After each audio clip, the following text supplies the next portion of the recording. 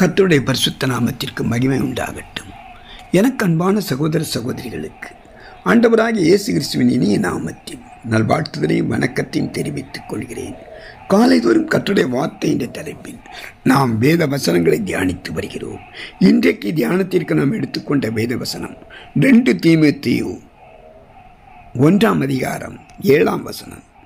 தேவன் நமக்கு பயமுள்ள ஆவியை கொடாமல் பலமும் அன்பும் தெளிந்த புத்தியுள்ள ஆவியை கொடுத்திருக்கிறார். வேதத்தின்படி பயத்தின் மூல காரணம் பொதுவாக நம்பிக்கையின்மை, அவிசுவாசம் அல்லது சந்தேக பார்வை. தேவன் தம்முடைய பிள்ளைகளுக்கு பயத்தின் அடிமைத்தனத்திலிருந்து விடுவிக்க விரும்புகிறார். மேலும் அவர் பயமுள்ள ஆவியை கொடுப்பதும் இல்லை. மாறாக கர்த்தருக்கு பயப்படுவது பாவத்திலிருந்து விலகி பரிசுத்தத்தை நோக்கி நம்மை வழி நடத்துகிறது.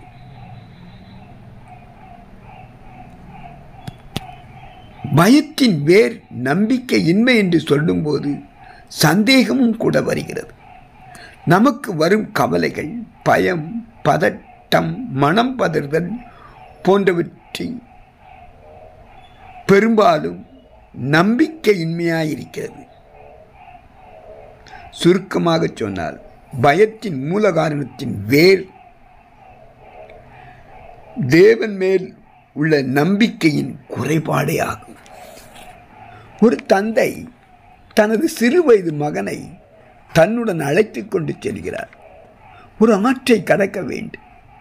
ஆற்றில் திடீரென பயங்கர வெள்ளம், காட்டாற்று வெள்ளம் வந்து இடுப்புக்கு மேல் தண்ணீர் வந்து விடுகிறது. உடனே தந்தை தன் மகனை தோளின் மேல் ஏற்றுக்கொண்டு ஆற்றை கடக்கிறார். சிறுவனுக்கு ஒரு பயமும் இல்லை.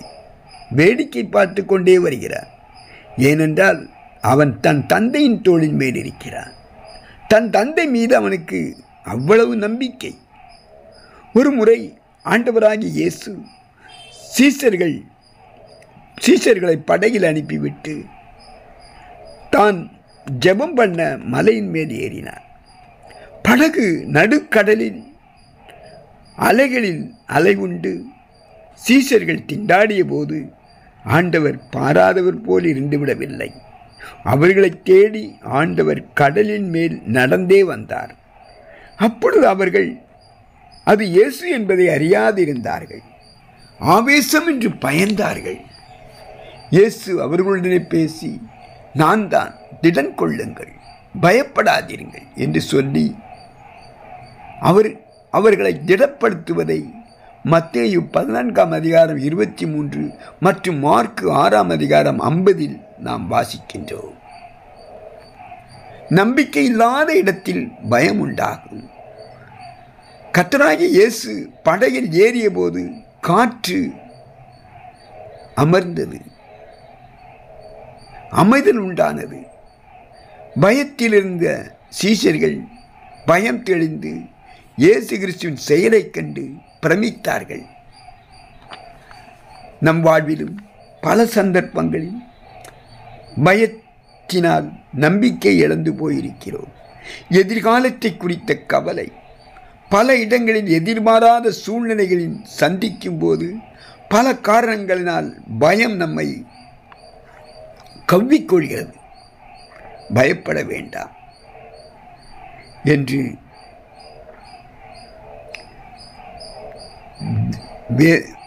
பயப்பட வேண்டாம் என்று தேவன் பல தடவைகளில் ஆண்டவர் நம்மை தேற்றியிருக்கிறார். நான் உன்னோடு இருப்பேன் என்று சொன்னவர் தேவன் என்றால் நமக்கு சந்தோஷம். எதற்கு பயம்? நாம் தேவனை நோக்கி பார்ப்போமானால் அவர் நம்மை பலப்படுத்துவார். எவ்வளவு நெருக்கங்கள் வந்தாலும் நம்மை விடுவித்து காக்கிறதற்காக எந்த நேரத்திலும் நம் அருகில் ஆவலோடு காத்திருக்கும் கர்த்தராகிய இயேசு கிறிஸ்துவை நம்பிக்கையோடு நாம் பார்ப்போமா? ஆமென்.